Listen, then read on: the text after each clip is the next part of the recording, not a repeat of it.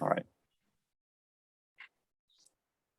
Uh, so for this project on bullying, teasing, the kind of angle I went towards it was that bullying and teasing are pretty similar, and that a lot of times they can be mistaken for each other, or teasing can be mistaken for bullying, or just stuff like that.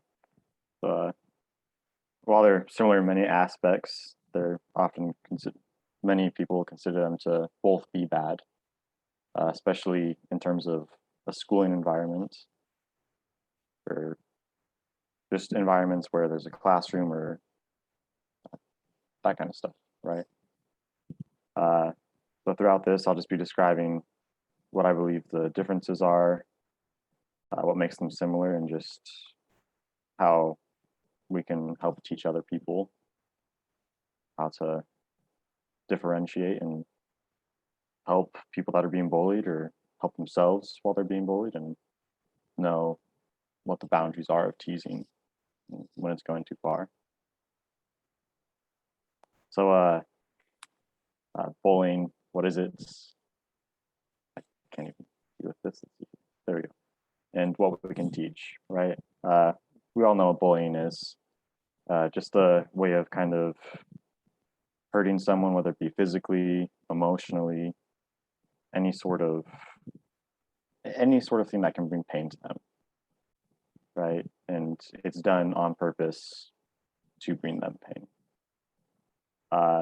It's hard to know what you can do for it, in my opinion, is a lot of bullying situations can be very different and there's not one method that's going to work for everything.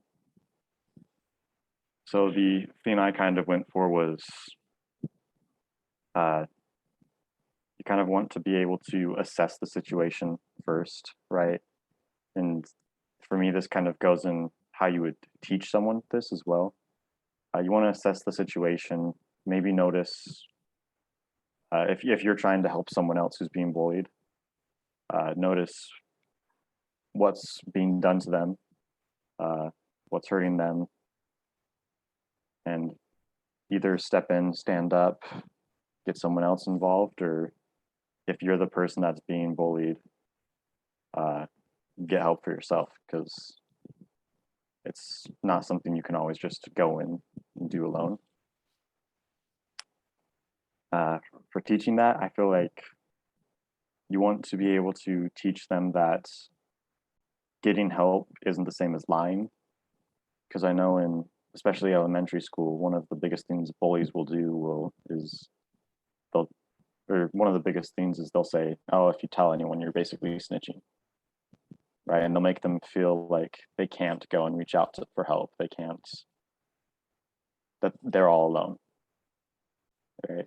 And that's more from personal experience than uh, just studies or stuff like that. But I know from what I have read of other studies that that's been there as well. So just a bit of a summary, assess the situation. If there's specific things that they notice they can do them.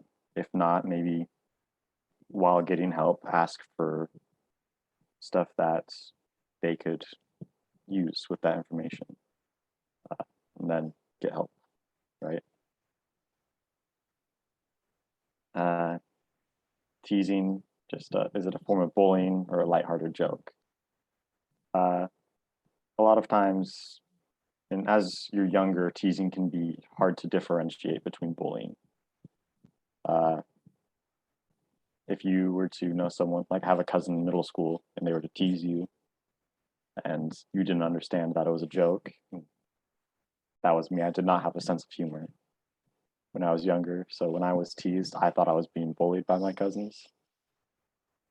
But one of the things that you want to be able to identify with teasing is it crossing some sort of boundary?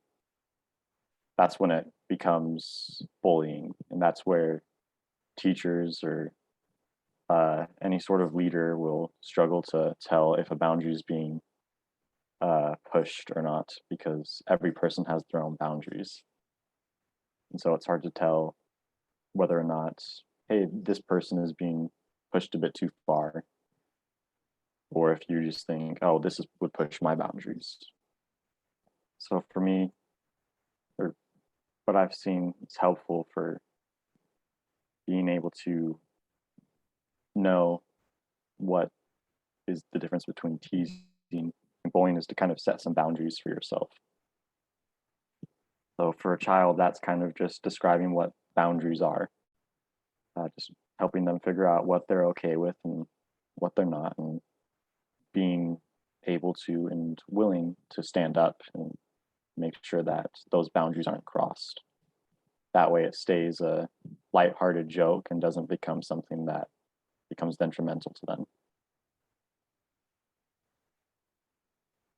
Uh, I thought it would be important to just cover other things because while bullying and teasing are not the most difficult things on paper, or even just maybe describing a process, when it comes to application and working through it, it becomes much harder because, well, people are people and we can't control people as much as we may sometimes want to. I find that it's good to,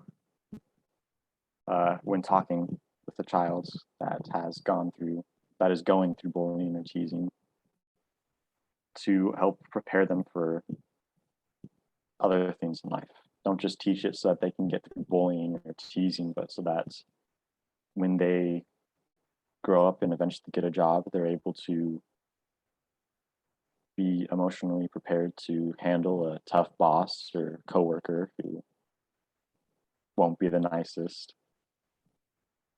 And that if you can help raise them and teach them in those kind of aspects, it'll help them to grow as a more well-rounded individual. Uh, it's hard to know what extra things we could teach. As I've said, it's always kind of a situational thing. Each person will go through a different thing, but each person also needs help learning a different thing. For someone, that could just be uh, gaining the confidence to stand up, right? Because you can say, "Oh, go get help," but if you're not, if you're worried no one's going to listen to you, why would you want to get help? Right? It's just very hard to be able to say, "I can do this," when a lot of the times they might think they can't. So I feel like it just helping them to be able to become someone who can stand up for themselves and work through problems is kind of the foundation that they will need to help them go forward in all of this. Uh, I don't know how many slides we were supposed to do from the uh, whole rubric. It seemed like we were supposed to do 4 slides. Figured I'd have kind of I would try and do my best, and this was all I could really come up with. But for me, I feel the best way to help someone is to be able to get on their level, whatever that may be, meet them where they're at, and use whatever experiences you've gone through to help propel them forward in life. That's it.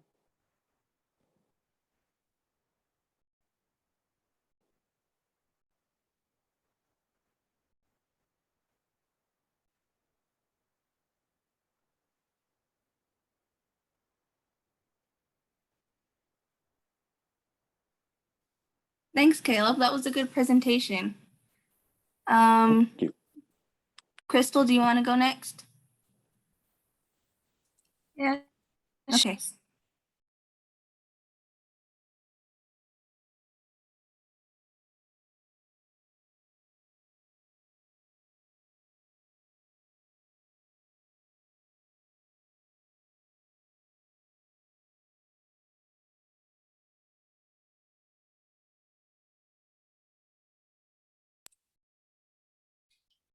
You guys see my screen? Yep.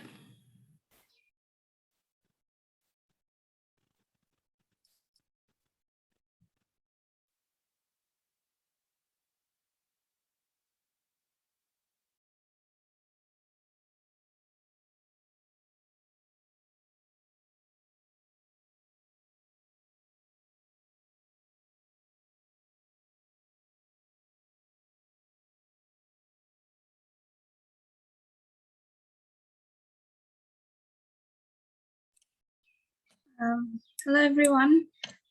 Today I'll be presenting on bullying and teasing. Bullying and teasing. Bullying is the constant misuse of power in relationships through frequent verbal, physical, and social behavior that causes physical or psychological harm. Bullying can take place in person or online. Teasing has numerous meanings and uses.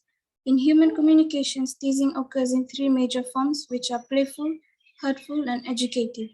Teasing can have a variety of effects depending on how it is used and its intended effect. The tricky thing is that bullying may start out as teasing, but when it's done repeatedly, it is meant to be hurtful or threatening. It turns into bullying. The four main types of bullying.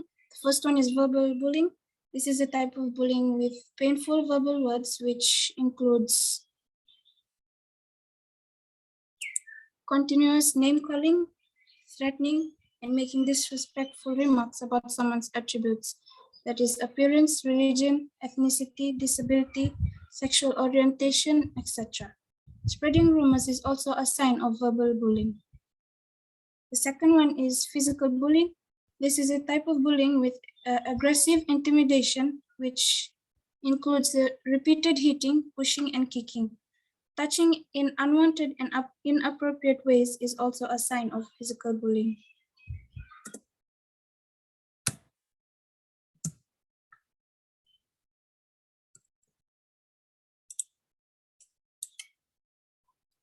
The third one is emotional bullying.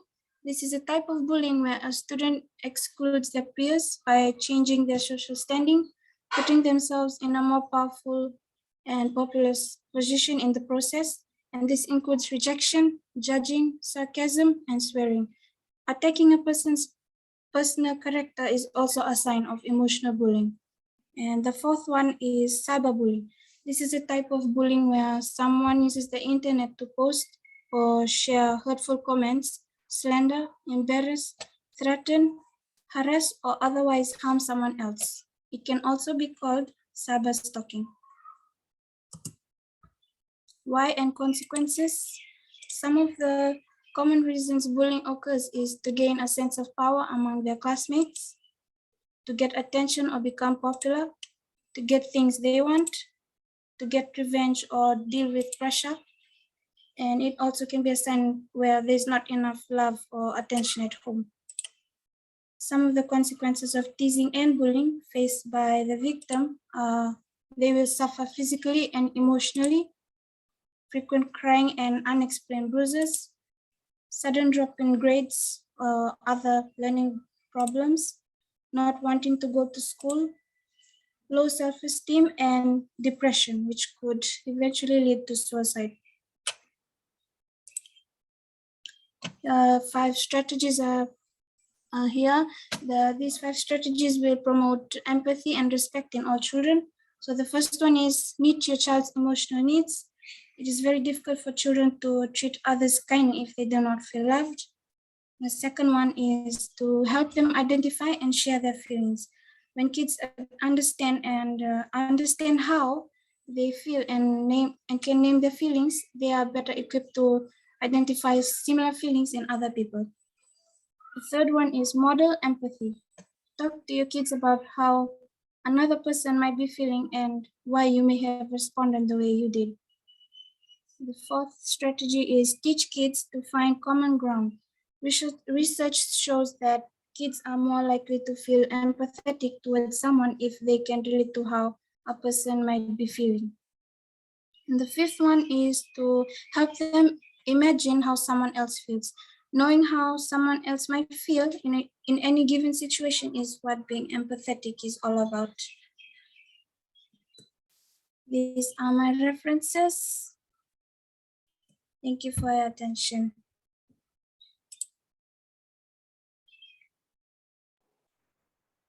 Thanks for sharing. That was really good.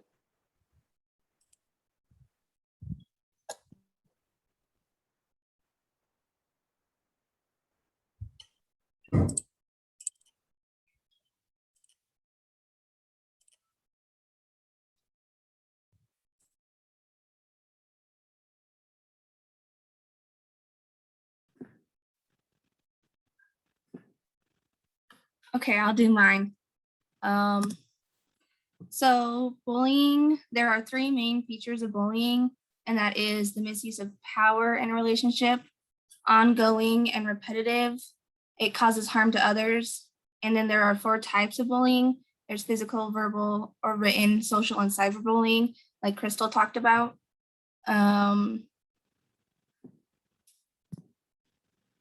So what is teasing? Teasing can be a form of friendly interactions. These actions can be found in relationships between people. Curious actions of deliberately confusing or annoying others. Teasing can be a trust in relationship with someone. So when you tease others, it can either help you to gain trust for that person, or it can help others get trust from you. Playful teasing, which is harmless, only when the other person doesn't take offense to it. And then there's sometimes teasing can be discussed as bullying, disguised, sorry. So there's some differences between bullying and teasing.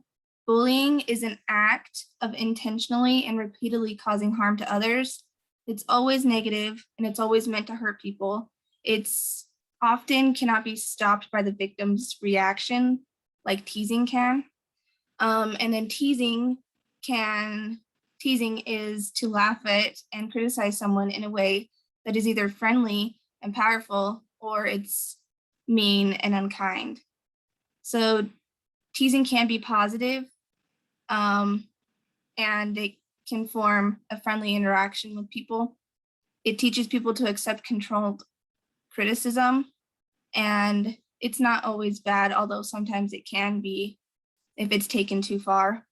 And then it depends on the reaction of the person being teased. So it depends on how you take it, really. So why does bullying occur? So bullying occurs when there's relationship problems between people.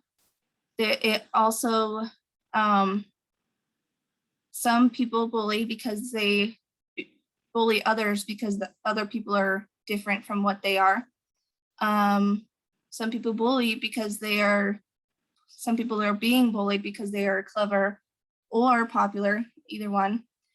Sometimes it involves commenting on and judging other people's attributes on how they are different from them.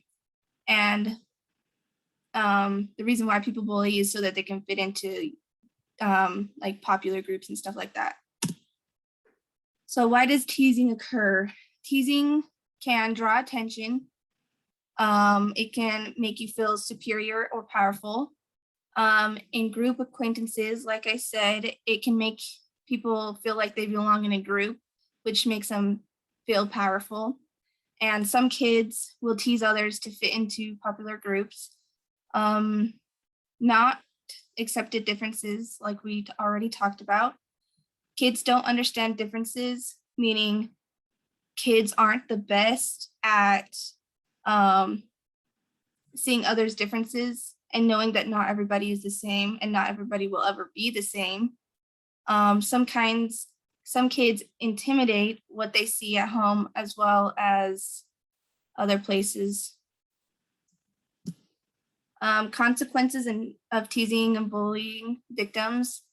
So this is what happens when people are bullied or teased. They feel social isolation. They feel shame. They have a hard time sleeping.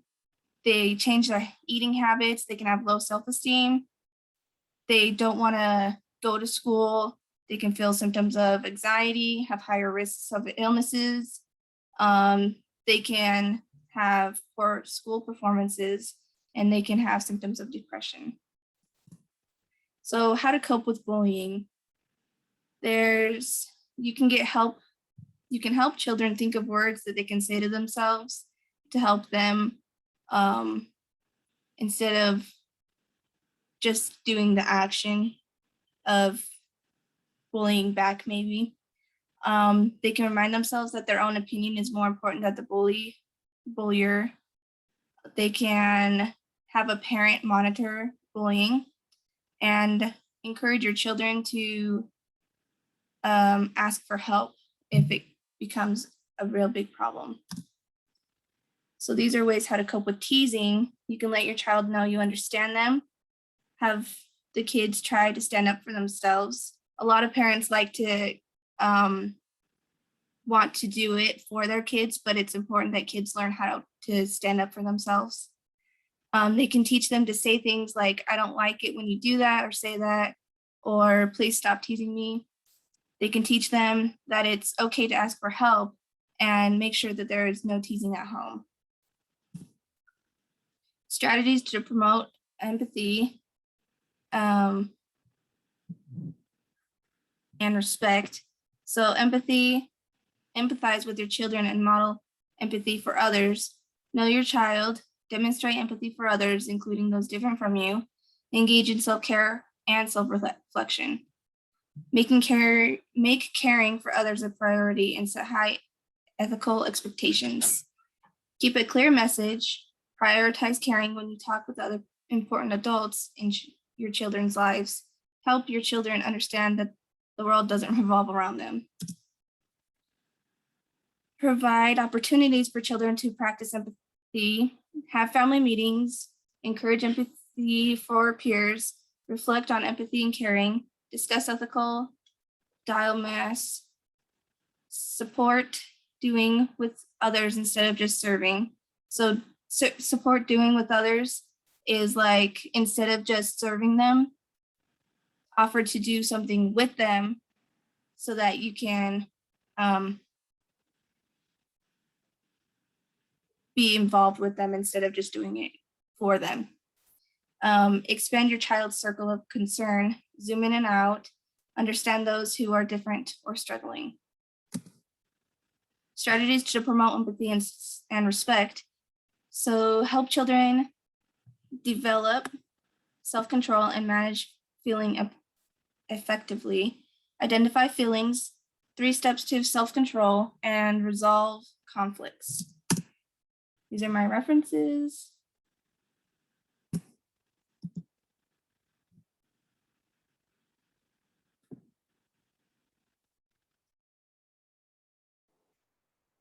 You guys both did really good. Thank you. You did too. Thanks. All right, so what do we do now? So I'm going to stop the recording now, if that's okay, unless you guys wanted to add more about bullying and teasing.